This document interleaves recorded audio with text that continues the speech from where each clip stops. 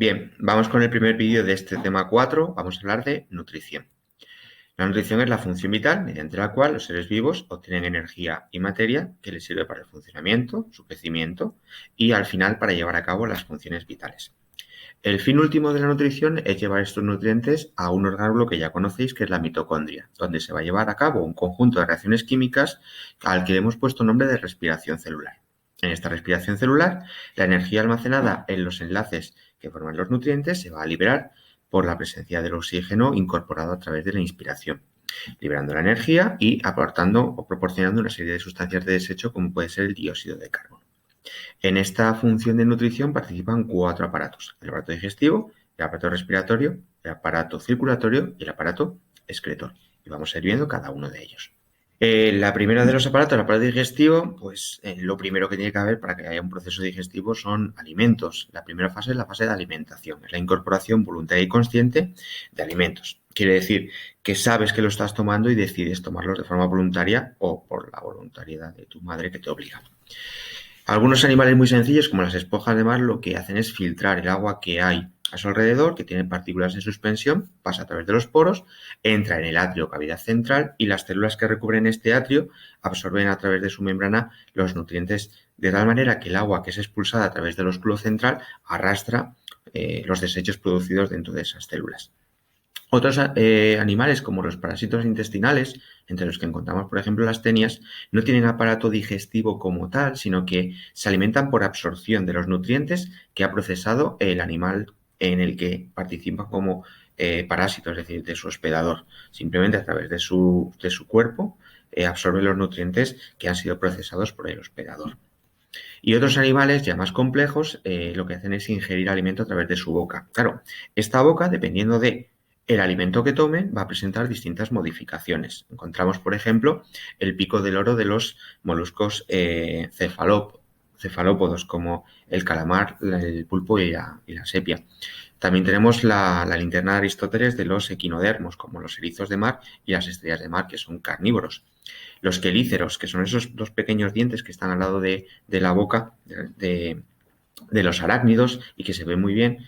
Y esto es un detalle para los frikis de primero de SOD, en la araña que pica al protagonista de Spider-Man. Se ve bastante bien ahí los dos quelíceros y luego en la película se ve muy bien los dos puntitos que dejan las marcas de su mordedura.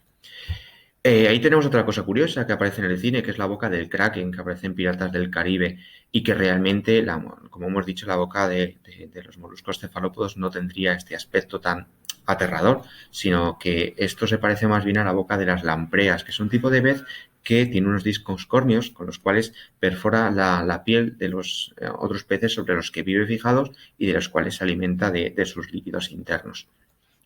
También tenemos como modificaciones los sifones de los bivalvos, que siendo de conil pues, y cogiendo coquinas, pues se sabe muy bien cómo funcionan, las mandíbulas de las hormigas, la rádula del caracol, el estilete de los mosquitos que perforan la piel de sus víctimas y succionan la sangre, el aparato lamedor de los dípteros o moscas y la espiritrompa de las mariposas que se alimentan de néctar. En las aves entenderemos que siendo una dieta distinta, las modificaciones del pico también son muy, muy variadas. No es lo mismo el pico de una espátula, de un águila, que es depredador, de un pelícano o de una bubilla que se alimenta perforando la madera buscando larvas e insectos. Y luego en mamíferos pues también tenemos distintas modificaciones en las piezas dentales dependiendo de la dieta que tengan cada uno de estos animales. Una vez que tenemos los alimentos hay que procesarlos. Aparece la segunda fase, la fase de digestión, en la que se transforman los alimentos para obtener los nutrientes sencillos que se van a incorporar a la sangre y de la sangre van a llegar a las células. Los animales que no tenían aparato digestivo, como las esponjas, los poríferos, pues no necesitaban ningún tipo de transformación, simplemente por filtración absorbían las partículas que estaban en suspensión en el agua que entraba por sus poros. Y en los animales que presentan aparato digestivo, pues hay distintos niveles de complejidad. Por ejemplo, en los nidarios aparece una cavidad gastrovascular con un único orificio de entrada y de salida en el cual acceden el alimento y luego es obtenido por las células que recubren esa cavidad. Y luego los más complejos tienen un tubo digestivo, como el nuestro, que puede o no presentar glándulas que lo que hacen es elaborar algunas sustancias que colaboran en el proceso digestivo. Una vez que se ha tomado el alimento, el proceso digestivo de estos animales complejos pues, son 4 fases. La trituración mecánica, por ejemplo, con la masticación para convertirlo en trozos muy pequeños, la digestión química gracias a los enzimas, la absorción de nutrientes a la sangre, y esta sangre lo va a transportar a las células, y finalmente la expulsión de las sustancias de desecho procedentes de los restos de alimento que no han sido utilizados. Al final de un proceso que dura pues, en torno a 10, 12 horas, dependiendo del alimento, incluso varios días, pues el resultado es la defecación o la egestión, que es la expulsión de todo lo que no hemos utilizado, restos de células y bacterias, etc. Ya tenemos los nutrientes, necesitamos el oxígeno necesario para la respiración celular. Estamos en la segunda aparato respiratorio, en el segundo proceso, que es la obtención del oxígeno y el intercambio de gases con el exterior.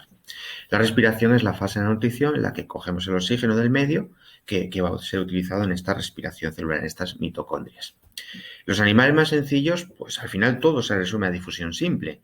El oxígeno está en el agua, pasa a través de los poros, las células que recubren la cavidad gastrovascular o que recubren el atrio de los poríferos absorben ese oxígeno a través de sus membranas y el resto del agua sale a través de la única abertura de salida. Entonces, difusión simple, muy sencillito. En el caso de los insectos y arácnidos, lo que tenemos son tráqueas, que son unos finos conductos que comunican el exterior con los tejidos. Hay un pequeño agujero llamado espiráculo a través del cual pasa aire cargado de oxígeno, atraviesa un fino conducto llamado tráquea que se ramifica y llega a los tejidos. Se ve muy bien en esa imagen de la izquierda de una larva con una piel transparente y se ven muy bien las ramificaciones en color blanco. La respiración cutánea o a través de la superficie del cuerpo la presentan los gusanos y los anfibios. Para ello se necesita una piel que esté siempre húmeda, que sea fina y que se encuentre muy vascularizada. Es decir, que debajo de esta piel existan vasos sanguíneos que recojan el oxígeno que pasa a través de esa fina piel y que está en el medio terrestre. Ahí está la lombriz y están algunos anfibios adultos como las ranas. Respiración branquial. Las branquias son unas finas láminas que están en los organismos acuáticos y que lo que hacen es capturar el oxígeno que se encuentra disuelto en el agua.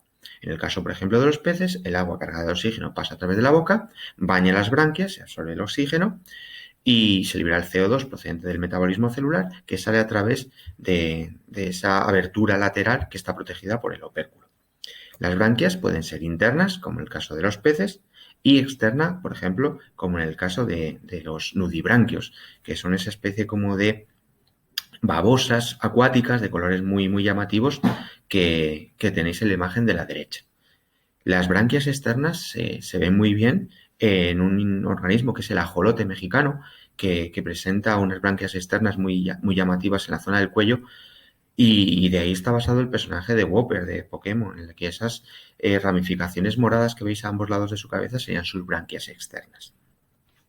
Respiración pulmonar, la de los vertebrados terrestres, pues una serie de conductos y cavidades que comunican el exterior con el interior del cuerpo y que al final lo que hacen es capturar el oxígeno que hay en el aire y llevarlo a los tejidos. En el caso de nosotros, pues se toma a través de las fosas nasales, atraviesa la faringe, la laringe, tráquea, se ramifican los bronquiolos y en los alveolos pulmonares, que son unos sacos microscópicos, se produce intercambio de gases a los vasos sanguíneos. ¿Vale? También aparece en anfibios, reptiles, aves y mamíferos. Bien, ya tenemos nutrientes, ya tenemos oxígeno, claro, todo esto se tiene que mover dentro del organismo. Aparece el aparato circulatorio, aparece la fase de circulación. En la circulación, las sustancias se van a mover por el interior del organismo, teniendo en cuenta que habrá células que no estén en contacto con el medio externo.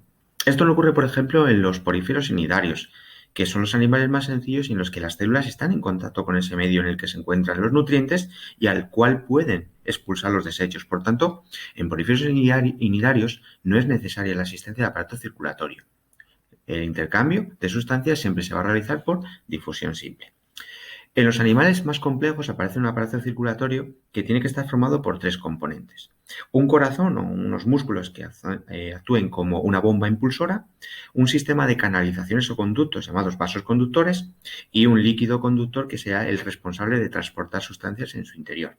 No quiero decir vasos sanguíneos ni líquido sanguíneo o sangre porque la realidad es que hay muchos tipos de animales y en cada uno de ellos aparece un líquido circulatorio distinto. Por ejemplo, en equinodermos aparece la hidrolinfa.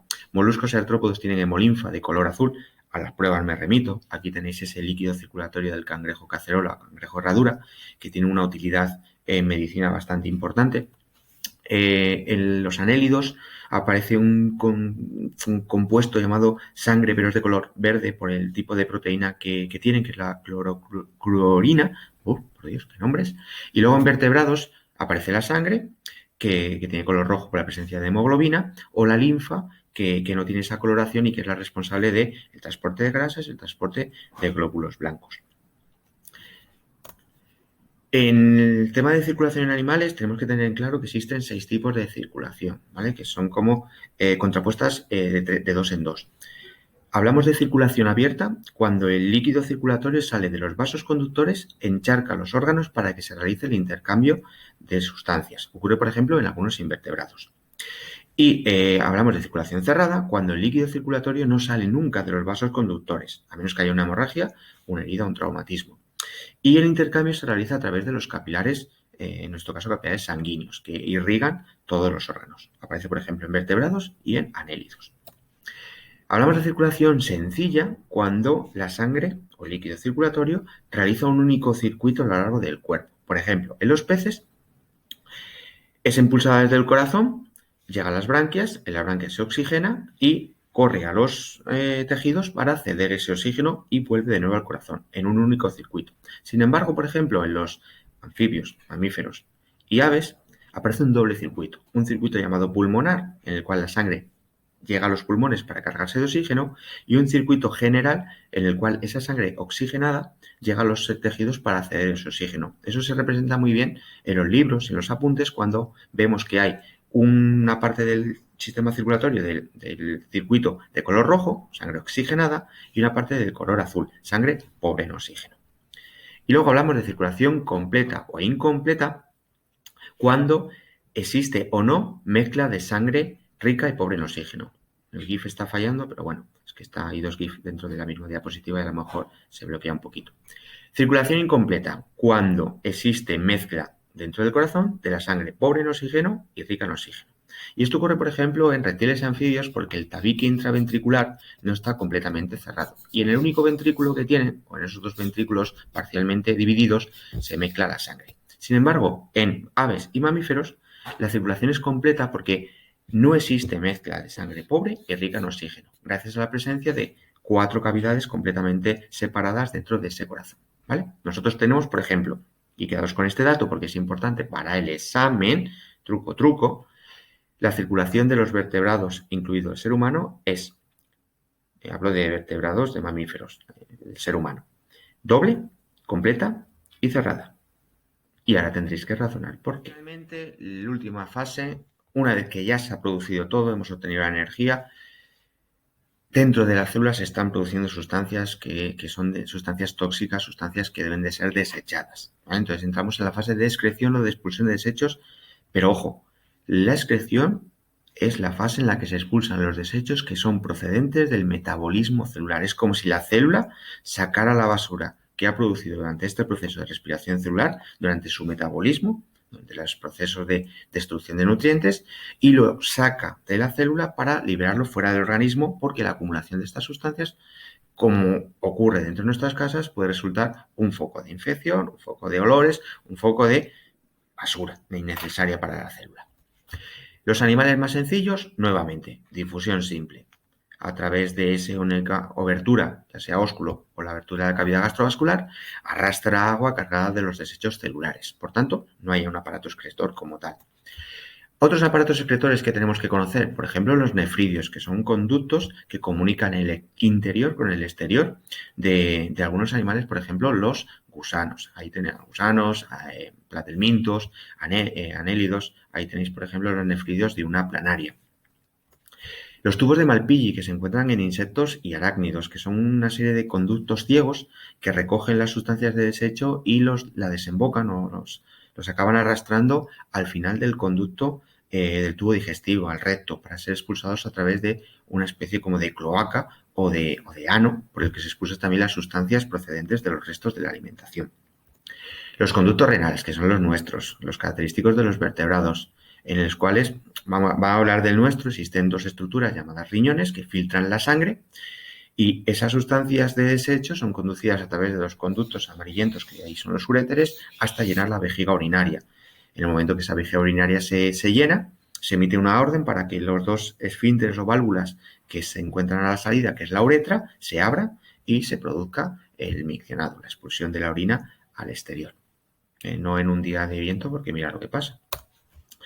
En la función de excreción, aparte de los riñones, que forman parte del sistema urinario y que forman la orina, también colaboran las glándulas sudoríparas, que expulsan el sudor, el hígado, que metaboliza sustancias de desecho, tóxicos, alcohol, drogas y exceso de medicamentos, y el aparato respiratorio, que expulsa en la expiración el CO2 procedente de la respiración celular. Es decir, son los 4 órganos, aparatos y sistemas que colaboran dentro de la función de excreción.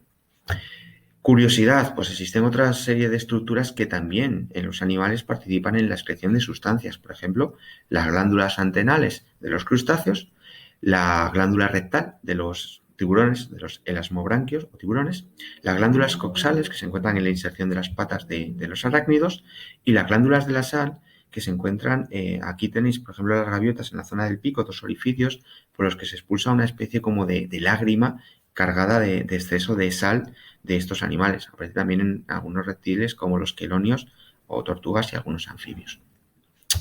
Y esto es todo, eso es todo amigos. Pues hemos tenido un poquito de nutrición, ya podéis utilizar este vídeo para preparar el examen. Os he chivado una pregunta que está incluida dentro de las explicaciones y nos vemos en los próximos vídeos, ¿vale? A estudiar y disfrutar del puente, ¿vale? Venga, un saludo.